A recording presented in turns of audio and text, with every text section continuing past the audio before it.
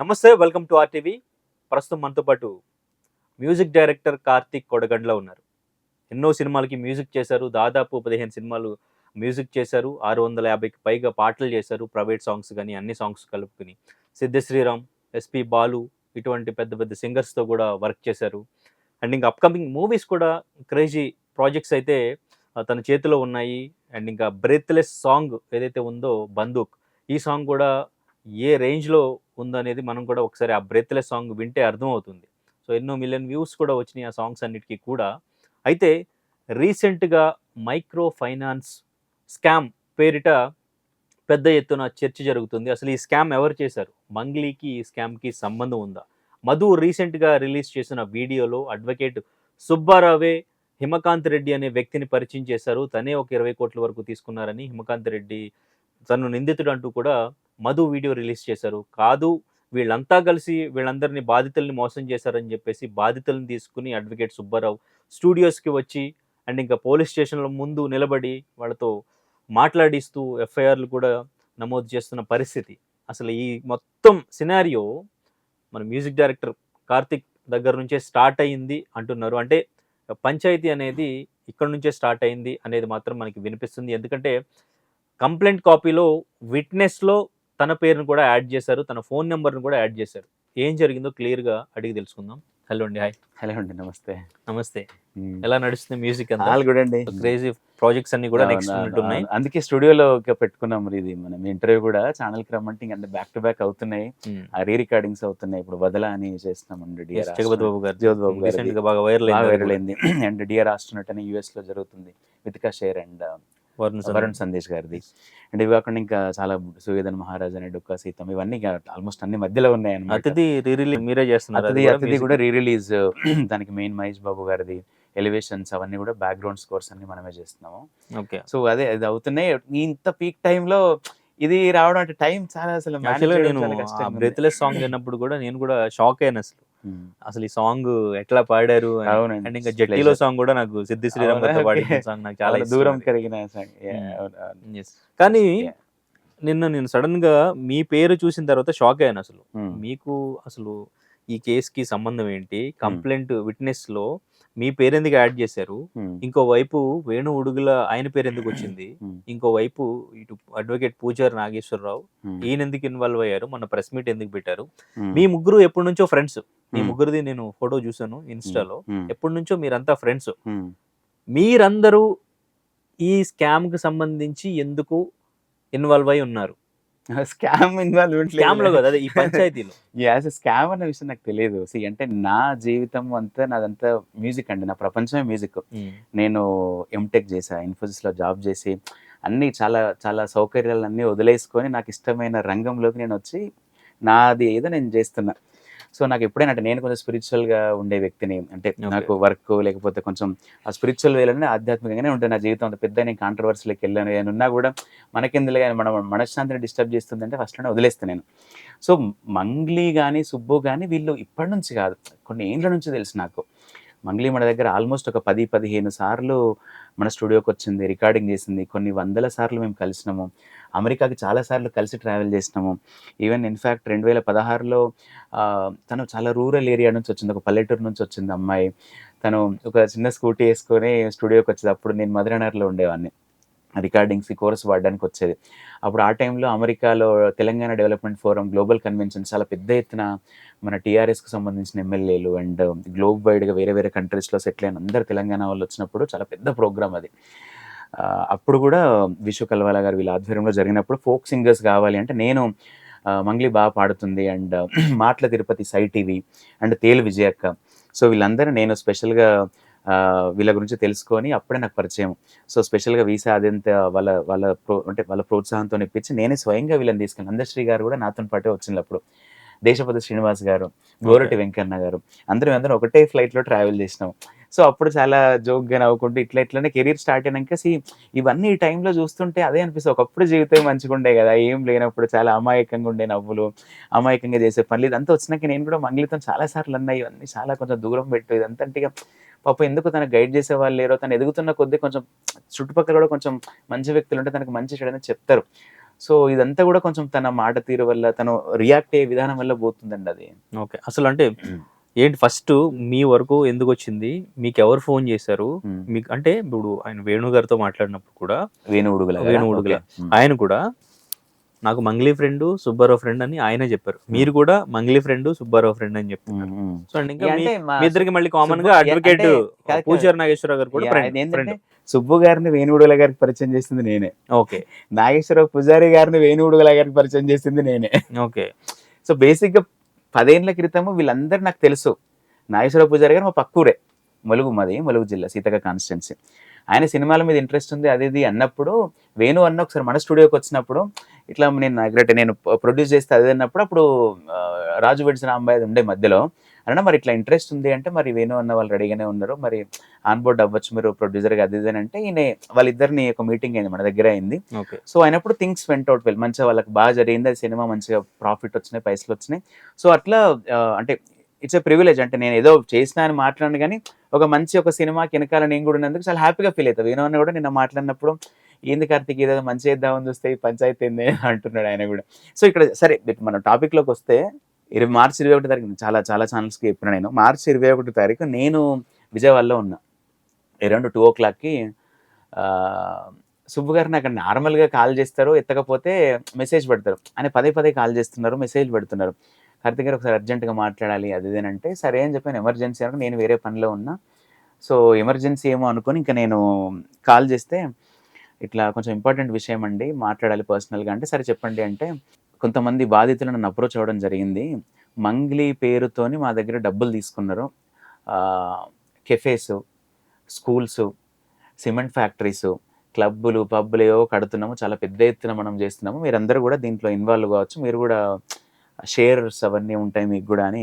So Mangli పేరు చెప్పి వీళ్ళందరూ ఇన్వాల్వ్ అయ్యిందో అంటున్నారు. అసలు మంగ్లీకి దీంతోనే సంబంధం ఉందా లేదా, నాకు ఆ పాయింట్ తెలియాలి అని వెరీ బిగినింగ్ ఫస్ట్ టైము నన్ను ఆయన అడగడం జరిగింది.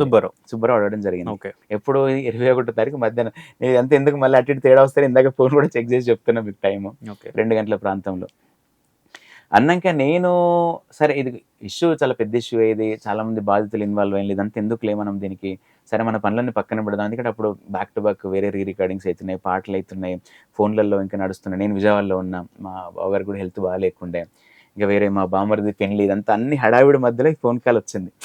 అన్నీ పక్కన పెట్టేసి, లేదు ఇది కొంచెం ఇంపార్టెంట్ విషయం కదా అని చెప్పి సార్ట్అవుట్ చేద్దామని చెప్పి మంగ్లీకి కాల్ చేసి, నువ్వేం టెన్షన్ పడకు, ఇట్లా సుబ్బు గారు మన మిత్రుడే, తను కాల్ చేస్తున్నారు, నీ పేరు చెప్పి డబ్బులు వసూలు చేసినట్ట, పలానా ప్లేసెస్లో వేరే ఇన్వెస్ట్మెంట్స్ ఆపర్చునిటీస్ ఉన్నాయని చెప్పి.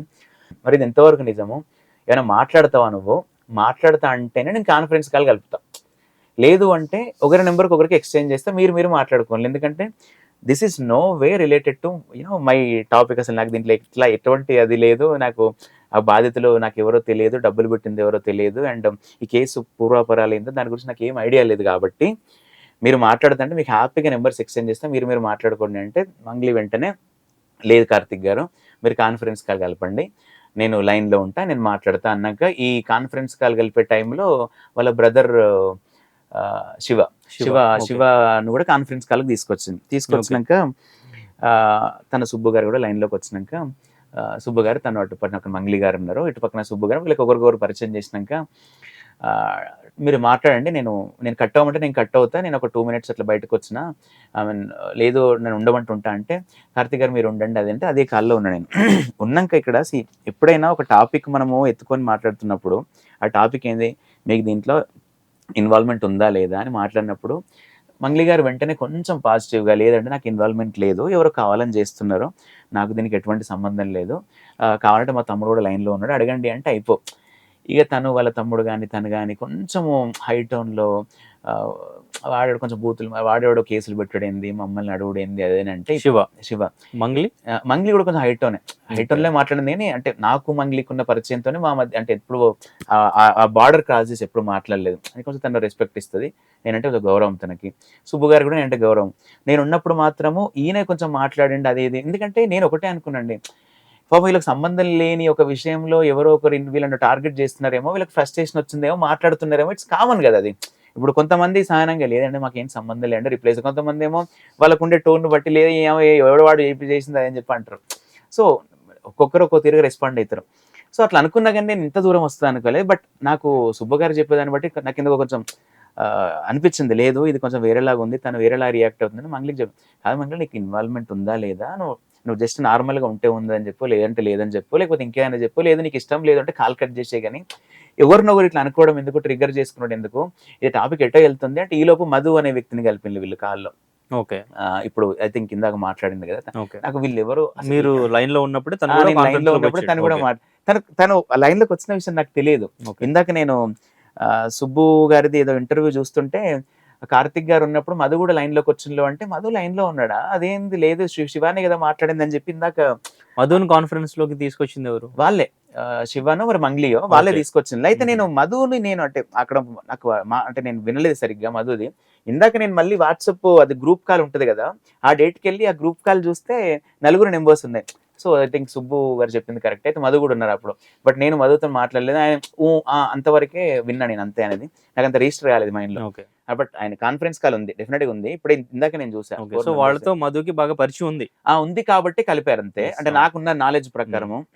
అయితే ఇక్కడ ఒకటి లేదండి, ఇది కొంచెం గొడవ వేరేలాగా వెళ్తుంది, నేను కొంచెం వేరే పరిస్థితులలో ఉన్నా, నా మైండ్ కొంచెం వేరే దిక్కుంది, మీరు కుదిరితే సార్ట్అవుట్ చేసుకోండి, లేకపోతే ఎవరికొకరు ఫోన్లు చేసుకోకండి, వాళ్ళు ఏదైనా చేసుకొని మీరు ఏదైనా చేసుకోండి, అంతేగాని మీరు అనవసరంగా దీన్ని ఎందుకు పెద్ద చేసుకుంటారో, నేను వెళ్తున్నా, మీకు ఏమైనా హెల్ప్ కావాలి నా పరంగా అంటే డెఫినెట్గా నాకు ఒక మెసేజ్ పెట్టండి అని చెప్పి నేను కాల్ కట్ చేసినాక తర్వాత ఏం జరిగిందో మనకు తెలియదు. కానీ సుబ్బు గారు చెప్పేది ఏంటిది అంటే, లేదండి కొంచెం నా వృత్తిపరంగా నన్ను కొంచెం తను అవమానించినట్టు మాట్లాడింది, అంటే మీరు యూట్యూబ్ అది ఇది చేసుకునే వాళ్ళు అది ఇది అంటే, తను కూడా యూట్యూబ్ నుంచి వచ్చింది కదండి, తను మనం ఏమన్నా అన్నామా, సో అట్లా అనడం తప్పు కదా, కొంచెం నా వృత్తికి సంబంధించి తను అట్లా నెగిటివ్గా మాట్లాడి ట్రిగ్గర్ చేస్తూ మాట్లాడింది. సో నేను ఇంకా లేదండి, నేనేదో అమ్మాయి కదా నేను మాట్లాడి స్టార్ట్ చేద్దాం అనుకున్నా, బట్ నాతో అయ్యేటట్లేదులేండి, సారీ అండి మిమ్మల్ని అనవసరంగా ఇన్వాల్వ్ చేసిన, ఇంకా నేను పేద ప్రజల వైపు ఉంటా, వాళ్ళకి ఏం న్యాయం కావాలో అది చేస్తే నేను ఇంకా నేను ప్రెస్ మీట్కి వెళ్తున్నా అని చెప్పి నాతో అన్నాడు ఆయన.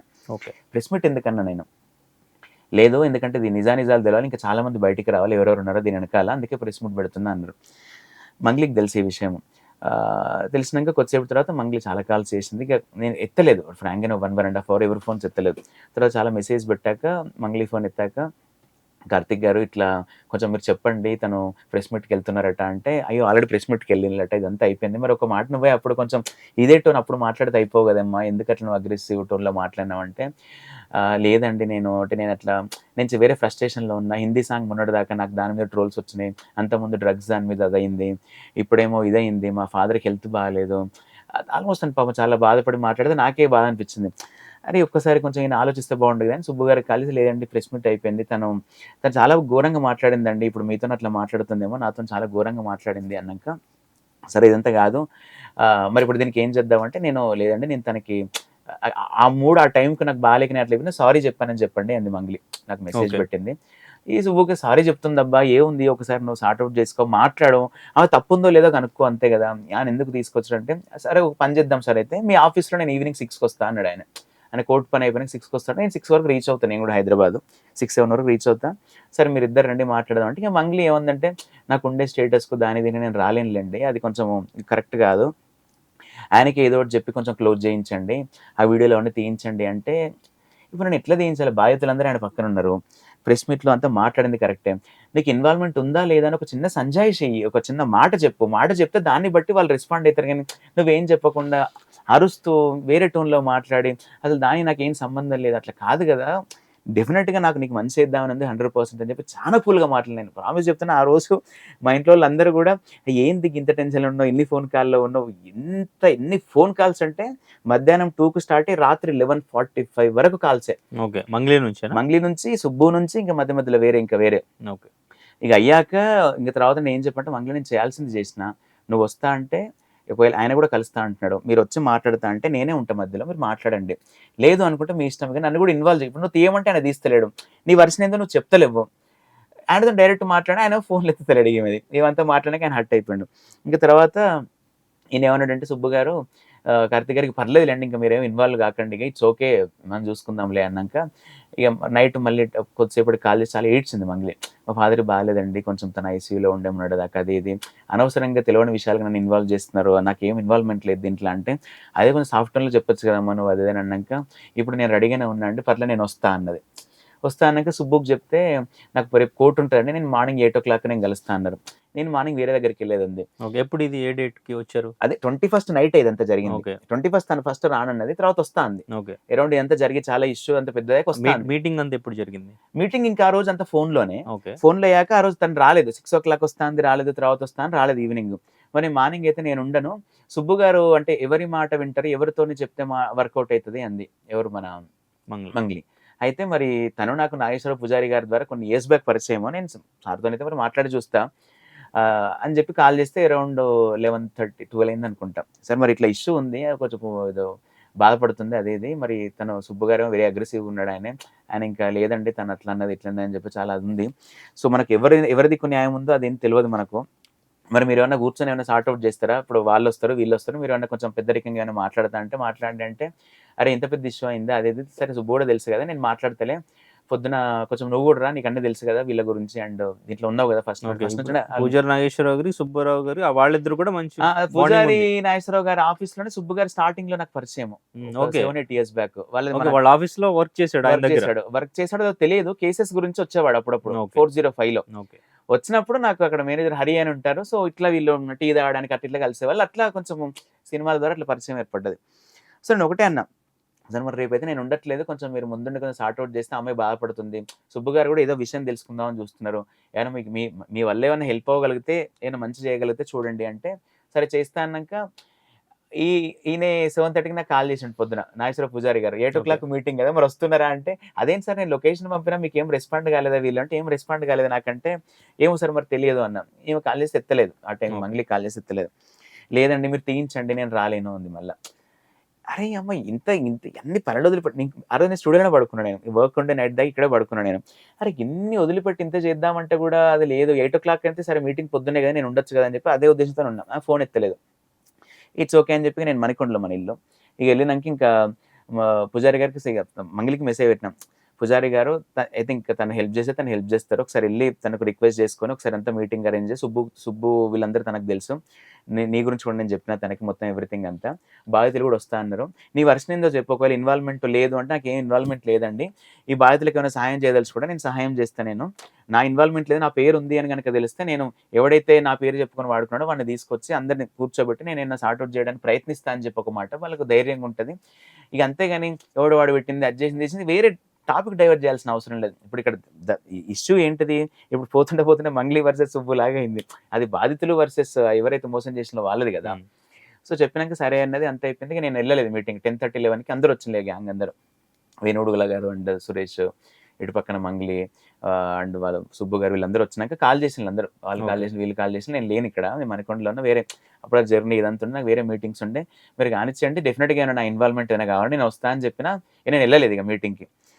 బట్ ఇక తర్వాత తను లేదండి నా ఇన్వాల్వ్మెంట్ లేదు అది ఇది అని కొంచెం సారీ చెప్పింది అని చెప్పి తను అన్నది. కానీ తను సుబ్బు గారు అనేది ఏంటిదంటే, లేదండి తన టోన్ ఏం మారలేదు, తను అప్పటికి కూడా నన్ను ఇన్సల్ట్ చేసినట్టే మాట్లాడింది అది అని చెప్పి తను అన్నారు. అక్కడ భయపెట్టడానికి ట్రై చేశారు, అన్నారు.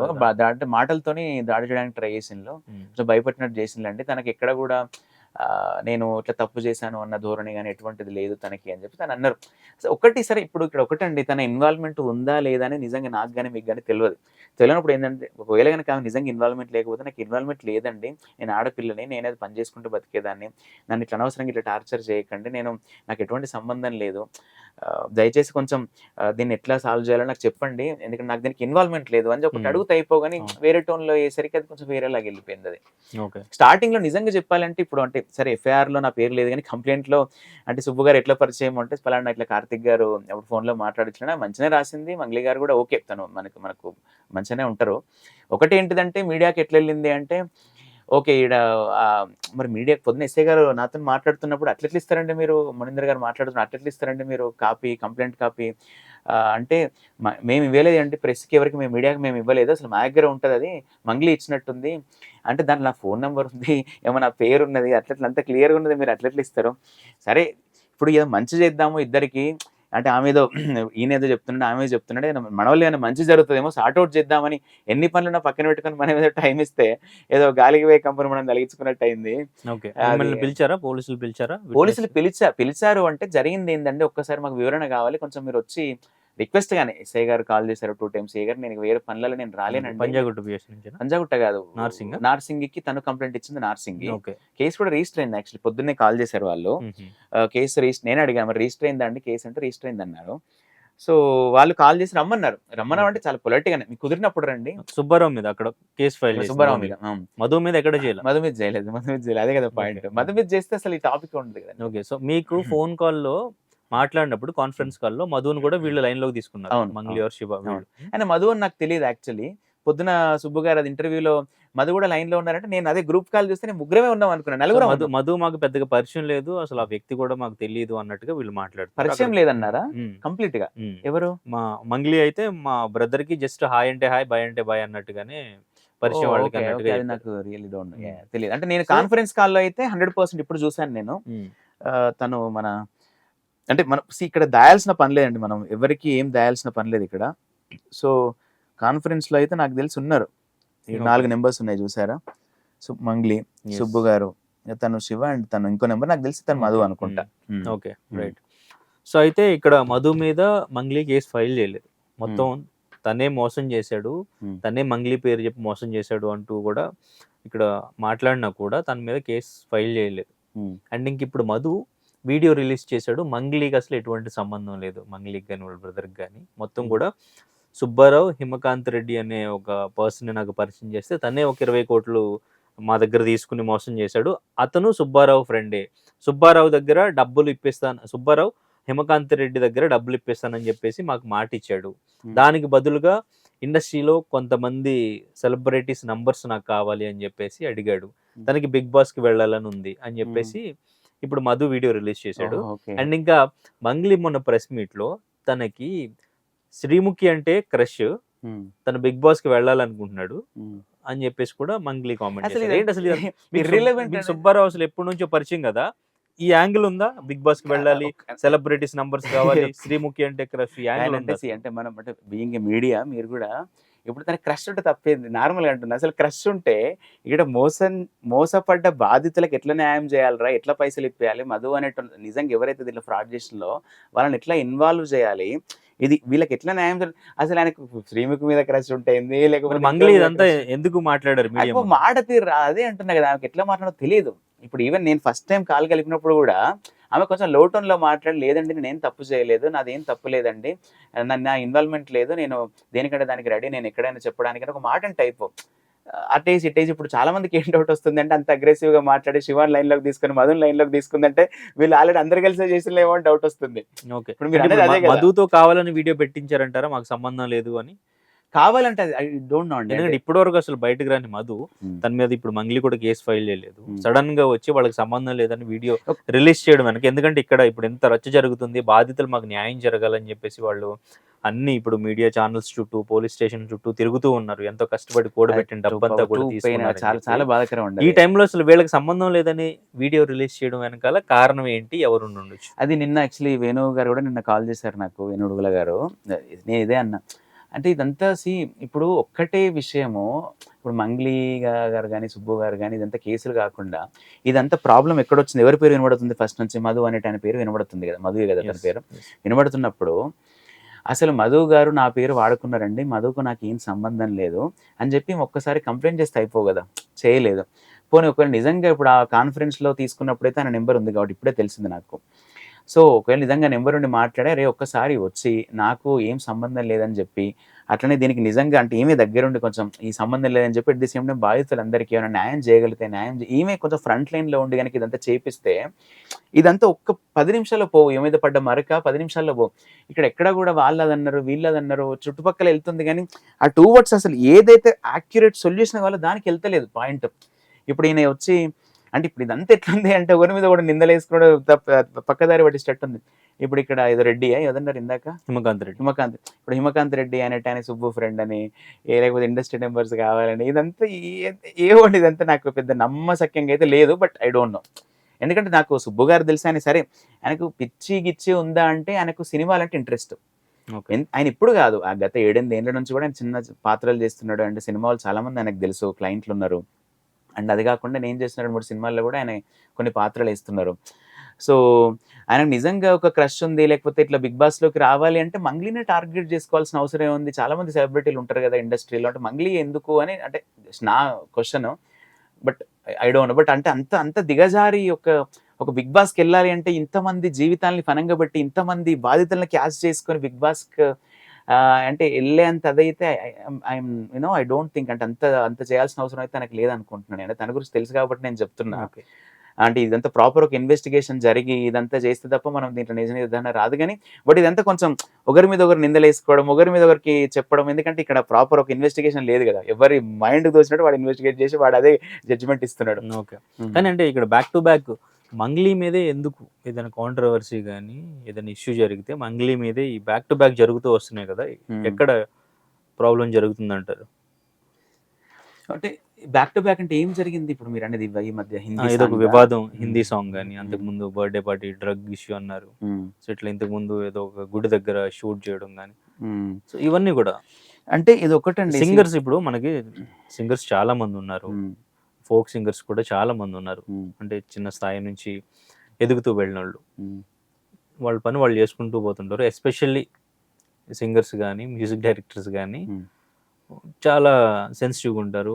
వాళ్ళ పని తప్ప ఇంకా వేరే ధ్యాస ఉండదు. ఈవెన్ ఇంటర్వ్యూస్ కూడా బయటకొచ్చి మాట్లాడి ఈవెన్ మంగ్లీ కూడా ఇంటర్వ్యూస్ కూడా బయటకొచ్చి ఎక్కువగా ఇచ్చింది లేదు. హ్మ్. ఎందుకు? ఎక్కడ తప్పు జరుగుతుంది? అంటే ఒకటండి, అంటే నాకు తెలిసిన దాని ప్రకారం అయితే ఎవరికైతే ఎక్కువ ఫేము, నేమ్ ఉంటదో ఒక చిన్న చీమ కొట్టినా కూడా అదొక సెన్సేషన్ అయితది వాళ్ళకు. ఇంకా ఇంతకన్నా భయంకరమైన విషయాలు చిన్న టెక్నీషియన్స్‌కి, చిన్న ఆర్టిస్ట్‌లకి, చిన్న వాళ్ళకి జరిగినా కూడా అది వెలుగులోకి రాకపోవచ్చు. అంటే దాన్ని మీడియా కూడా ఎప్పుడు సెన్సేషన్ చేస్తది? అంటే దాన్ని క్యాష్ చేసుకోవాలి, ఆ టీఆర్‌పీ రావాలి అన్నప్పుడు పెద్ద సెలబ్రిటీలకి చిన్న ఇష్యూ జరిగినా దాన్ని భూతద్దంలో పెట్టి చూపిస్తది. అదే చిన్న చిన్న వాళ్ళకి పెద్ద పెద్దయి జరిగినా ఏముందిలే అని చెప్పి లైట్ తీసుకుంటది. సో అంటే ఇదంతా ఎట్లా ఉంటదంటే అంటే మంగ్లీ విషయంలో జరిగినవన్నీ చిన్నవే అంటారా? చిన్నయని నేననను. ఇప్పుడు హ్మ్. ఒకటండి, ఇప్పుడు 'మంగ్లీ' విషయంలో జరిగిన హిందీ సాంగ్‌ది అంటే ఆమె నేనడిగిన, "ఎందుకిట్లా జరిగింది మంగ్లీ, మరి చూసుకోలేదా? అది పదాలు మరీ దారుణంగున్నాయి గదా! అది ఇండైరెక్ట్ మీనింగ్ చాలా డీప్‌గా ఉంది గదా!" అంటే, "కార్తిక్ గారు, నేను ట్రాక్ పాడినా. మెయిన్ సింగర్ వేరే వాళ్ళన్నారు. నా ట్రాక్ నచ్చి వాళ్ళు ఫైనలైజ్ జేషిన్లు. నాకు నిజంగా దాని గురించి ఏం సంబంధం లేదన్నది ఎక్స్‌ప్లనేషన్ ఇచ్చింది నాకు. ఇదే ఎక్స్‌ప్లనేషన్ ఒక మీడియా ముందో, ఒక అందరి ముందు పెట్టిస్తే అసలు అక్కడికే సాల్వ్ అయిపోతది మ్యాటర్. ఇప్పుడు ఇక్కడ గూడా జరిగింది. నేను అందుకే అంటున్నా, హౌ టు రియాక్ట్. మీరు ఎట్లా రియాక్ట్ అవ్వాలో మీకు తెలిస్తే సగం ప్రాబ్లమ్స్ అయిపోతాయి. ఇది ఆ రోజు జరిగినప్పుడే నాకు దీనికి ఏం సంబంధం లేదండి, నన్ను కావాలనే దీంట్లోకి లాగుతున్నారు. నా పేరు చెప్పి గనుక ఏమైనా డబ్బులు వసూలు చేస్తే, వాళ్ళు గనక నాకు తెలిస్తే, నేనే వాళ్ళతోని మీ అందరికి డబ్బులు ఇప్పిచ్చేస్తా. నాకు దీనికి ఏం సంబంధం లేదని ఒక మాట చెప్తే ఆ రోజు అయిపోయే లెక్క. ఇంత ఓకే. దూరం చిన్న ఇంటర్వ్యూలు గాదు. ఓకే. హిందీది అట్లా, ఇది ఇట్లా. ఇంకా దాని ముందు జరిగింది డ్రగ్స్ అది అన్నారు గదా! అది కూడా డ్రగ్స్‌కి సంబంధించి నాకు తెలవదు. ఆ రోజు పార్టీకి మన ఫ్రెండ్స్ చాలా మంది ఎళ్ళిపోయారు. నాకంటే అటువంటి ఇంట్రెస్ట్ ఉండదు, నేను ఎళ్ళను. బట్ ఆ రోజు జరిగింది కూడా ఆమె అనేది ఏంటిదంటే, ఏదో పొగాకు అవి ఇవి చుట్టలు అవి ఇవి కాల్చినాం. మాకు డ్రగ్స్ అది ఇది లేదండి. అది ఇది ఎవరో కావాలనే చేస్తున్నారు అది ఇది అని అన్నది. ఆ విషయం గురించి మాత్రం నాకు ఐడియా లేదు గానీ, ఈ రెండైతే కొంచెం తను రియాక్ట్ అయ్యే విధానంతోనే పోయిందండి అది.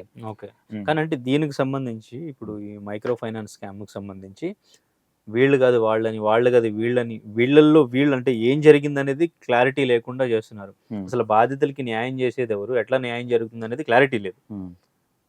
మీకేమనిపిస్తుంది? ఎందుకంటే మీకు అందరూ కూడా పరిచయం ఉన్న వ్యక్తులే. హ్మ్. హ్మ్. హ్మ్. వీళ్ళందరి ఇన్వాల్వ్‌మెంట్ ఉండే ఇదంతా జరిగిందా? హ్మ్. ఎంతవరకు జరిగుండొచ్చు? హ్మ్. అసలు ఎలా జరిగుండొచ్చు? ఎవరు మెయిన్ పాత్రధారి, సూత్రధారి అని మీకనిపిస్తుంది? అంటే నేను ఒక్క సొల్యూషన్ చెప్పనండి. అంటే నేను అంటే నాకున్న నాలెడ్జ్‌తోని ఒకటి నేను బట్ అంటే అంటే ఫస్ట్ ఈ సర్కిల్‌లో ఎవరు పాత్రధారి, సూత్రధారి ఎంతవరకు ఎవరు చేసుండొచ్చు అనేది అదే చెప్పండి. నేను తర్వాత సొల్యూషన్. అంటే అదే చెప్తున్నా. ఇప్పుడిక్కడ మోసపోయిన మాట వాస్తవం అండి. ఓకే. అదైతే క్లారిటీ ఉంది గదా హ్మ్. మీకు. మోసపోయిన మాట వాస్తవం. First point. ఎవరు మోసం జేషిన్లో అనేది నలుగురు పేర్లున్నాయి ఆడ. ఎవరు మోసం జేసిన్లో అనేది. యెస్. ఇప్పుడు డైరెక్టు నాకొక రూ. 1,00,000 కావాలంటే మీరు ఇయ్యరు. కానీ నేను పలానా ఒక పెద్ద మ్యూజిక్ డైరెక్టర్‌ని అది ఇది మనం అక్కడ స్టూడియోస్ పెడుతున్నాం, అది జేస్తున్నాం, ఇది జేస్తున్నాము. అంటే నా క్రెడిబిలిటీ మీద మనం పైసలు వసూలు జేసుకోవచ్చు నా కిందున్న వ్యక్తులు. సో, ఇక్కడ మంగ్లీ పేరు వాడుకొని వసూలు జేషిన్లో అని మంగ్లీ వెర్షన్. అంటే నా పేరు చెప్పుకొని చాలా మంది ఫోటోలు దిగుతారు. నా ఫోటోలు పెట్టుకొని పైసలు వసూలు చేయండి మంగ్లీ వెర్షన్. సో, ఇక్కడ మంగ్లీ నేను పర్సనల్‌గా కూడా 2, 3 టైమ్స్ అడిగినా. లేదండి నాకేం సంబంధం లేదండి. నన్ను కావాలనే డ్రాగ్ చేస్తున్నారు. నిజంగా ప్రామిస్‌గా నాకేం సంబంధం లేదండి అని అంటుందామె. నెక్స్ట్ ఇటు పక్కన చూస్తే సుబ్బు గారేమో లేదంటే నేను పేదల పక్షాన్నే వాయిస్తాను, మీకు నా గురించి మీకు తెలుసు కదా, ఇదివరకు కూడా 2-3 కేసులు ఇట్లనే ఏవో తీసుకొచ్చిండు మన దగ్గరికి. అంటే ఆయన ఈ ఎక్స్ట్రీమ్లీ టాలెంటెడ్ పిల్లలు, కొంచెం బాగా డబ్బులు లేనోళ్ళు, ఇంకా వేరే వేరే మైనారిటీ వాళ్ళకి సంబంధించిన చిన్న చిన్న ఫండ్స్ అవి ఇవి కావాలంటే కొంచెం కలిసి వాళ్ళకి మేము చేస్తూ ఉంటాం అనమాట. నాకు కూడా ఒకటి Okay. ట్రస్ట్ ఒకటి ఉంది. అంటే ఏదైనా ప్రాజెక్ట్ నుంచి 10% వస్తే 10% దానికి పెట్టుకొని అట్లా చేస్తూ ఉంటాను అనమాట నేను. అట్లా నేను నా ద్వారా కొన్ని, అంటే తనకు సంబంధించినవి కొన్ని, అట్లా కూడా తన పట్ల సర్వీస్ చేస్తున్నాడు మనిషి, అట్లా యాంగిల్ అయితే అది ఉంది ఆయన మీద, సాఫ్ట్ కార్నరే ఉంది.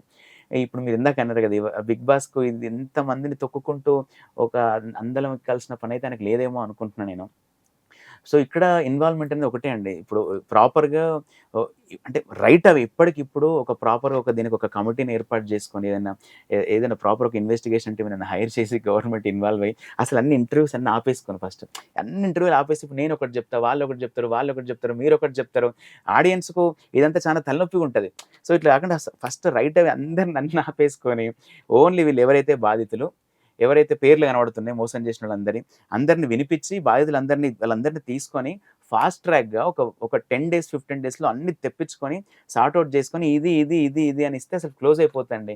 ఇక లేకపోతే ఇంకో 10 రోజులు మీడియా ఛానళ్ళకి మొత్తం ఆహారం అయిపోతారు అందరూ. తర్వాత ఈ జనాలందరికీ ఎవడు మోసం చేసినా అని పొద్దున్న లేస్తే ఒక ఇంట్రెస్టింగ్ న్యూస్ అయిపోతది వాళ్ళకు. తర్వాత ఇప్పుడు ఇంకా మిగతా వీళ్ళు సుబ్బు గారు గాని, మంగ్లీ గారు వీళ్ళు చేసినలో చేయలేదో దేవుడికి ఎరుక గాని అందరూ ఇగ అంటే అదంతా వేరే ఎళ్ళిపోతది అదంతా గూడా. సో నిన్న వేరే ఛానల్ కూడా అదే చెప్పిన, రైట్ అవే ఏమైనా చేసి ఫాస్ట్ ట్రాక్‌లో దీన్ని సార్ట్ ఔట్ చేయాలండి. ఎందుకంటే మంగ్లీ పర్సనల్‌గా నాకేం తెలవదు, నాకేం సుబ్బు లేదండి కార్తీక్ గారు నా గురించి మీకు తెలవదా, నేను అసలు ఇన్వాల్వ్‌మెంటే లేదంటారు. సో అందరూ కూడా అట్లే అంటున్నారు. సో సరే ఇప్పుడు నిజ నిర్ధారణ అనేది ఒక ప్రాపర్ ఒక వేలో చేస్తే మనకు బయటకొస్తదండి. మోసపోయిన మాట వాస్తవము. ఆడ ఏడుస్తున్నారు. ఎంతోమంది పాపం నిన్న ఇంటర్వ్యూ చూస్తుంటే నాకు చాలా కళ్ళకెళ్ళి నీళ్ళొచ్చినాయి. వాళ్ళు బిడ్డ పెళ్లి కోసం అని చెప్పి ఏదో ఏస్తున్నారట పైసలు. తర్వాత నిన్న ఇంటర్వ్యూలో కూడా నేను అదే అన్నా. కొడుకుని ఫారెన్ పంపియడానికి ఒకరు, బిడ్డ పెళ్లి కోసం అని ఒకరు, ఇంకేదేదో వాళ్ళకి పాపం చిన్న చిన్న అవసరాలు, చిన్న చిన్న కోరికలు, మిడిల్ క్లాస్ ఫ్యామిలీలు అందరూ కూడా అట్లా చేసుకుంటే, ఇవి ఎవరినో నమ్మి ఎవరో డబ్బులిస్తే అందరూ ఒక దగ్గర జమ అయిపోయి ఎవరి వెర్షన్ వాళ్ళు చెప్పుకొని అక్కడిదక్కడే క్లారిటీగా ఇస్తే తప్ప ఇది వర్కౌట్ కాదండి. ఎవడైతే తప్పు చేసిండో వెంటనే వాడికి పని చేసి ఆ డబ్బులు ఎట్లా ఇప్పియాలి, వీళ్ళందరికీ ఎట్లా న్యాయం చేయడంలో చూడాలి తప్పితే ఇక ఇదంతా వాళ్ళు చేసినా వీళ్ళు చేసినా అంటే నాకు కరెక్ట్ ఆన్సర్లు చెప్పరు, మీకు కరెక్ట్ ఆన్సర్లు చెప్పరు. Okay, right. So anyways Karthik గారు, Mm. తెలంగాణ గవర్నమెంట్ కూడా సీరియస్ గా తీసుకున్నట్టు తెలుస్తుంది ఈ ఇష్యూని. తీసుకుందా? ఓకే, సో త్వరలోనే తీసుకుంటే ఎవరు హ్యాపీ scam అండి. చేశారు, Mm. ఏంటి, బాధితులకి న్యాయం జరుగుతుంది Mm. అనేది Mm. చూద్దాం Mm. ఎంతవరకు సాల్వ్ జరగాలండి, డెఫినెట్ గా జరగాలి. అంటే మిగతా మీకు జాప్యం ఉన్నా పర్లేదు కానీ ఇటువంటి దాంట్లో జాప్యం ఉండదు. ఎందుకంటే డబ్బుల విషయం, పేదవాళ్ళ జీవితాల్లో, మిడిల్ క్లాస్ జీవితాలు అంటే దాని మీద ఉంటాయి కదా. సో ఎనీవేస్ కార్తిక్ గారు, Yeah. Thank you so much. Sure అండి. చాలా క్లియర్ గా వివరణ ఇచ్చారు, టైం ఇచ్చి. Thank you so much and all the very best for your future. Me Thanks projects అండి. అన్ని కూడా మళ్ళీ Yeah. క్రేజీ సాంగ్స్ Sure, మేము sure. వినాలని కోరుకుంటున్నాం. నెక్స్ట్ మనం మూవీస్ గురించి, వర్క్స్ గురించి పెట్టుకుందాం. Definitely, ఇది definitely. రావద్దు, ఇది ప్రాపర్ సొల్యూషన్ దొరకాలి దీనికని కోరుకుందాం. రైట్ రైట్ అండి, థ్యాంక్ యూ సో మచ్.